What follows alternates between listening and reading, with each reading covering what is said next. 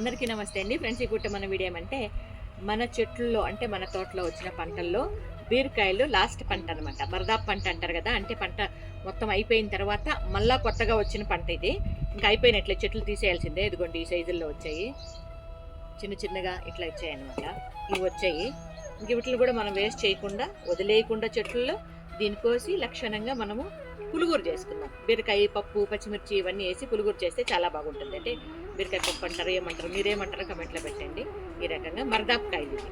ఇంకా దీంతో పాటు నెక్స్ట్ మన పంట ఏమి అనేది చూద్దాం రండి.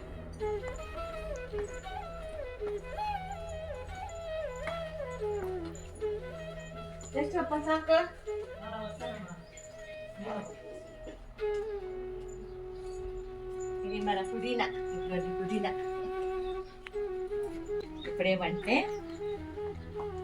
ఇదిగోండి మన అరటి చెట్టులో మాగిన అరటి పండ్లు చూడండి, చెట్లోనే బాగా పండిపోయింది.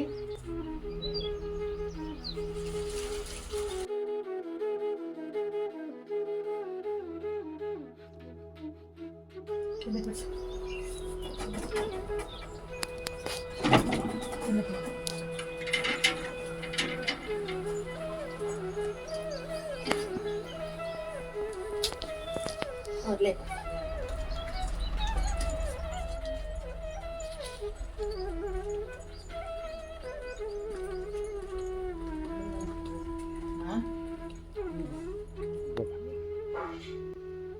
ఫ్రెండ్స్, ఇవైతే ఎక్కువ పండిపోయినాయి అనమాట. బాగా పండినకే తిందాం ఈసారి అన్నట్లుగా ఇట్లా పెట్టాము. మెత్తగా చాలా బాగుంది, సూపర్గా ఉందండి. ఎట్లుందంటే అమృత ఫలం లాగా ఉంది. చాలా చాలా టేస్టీగా ఉంది. నోరు తిని చెప్పప్ప.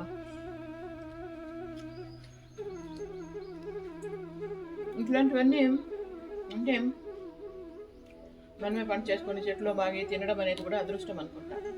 అవునా కదా, మీరేమంటారు?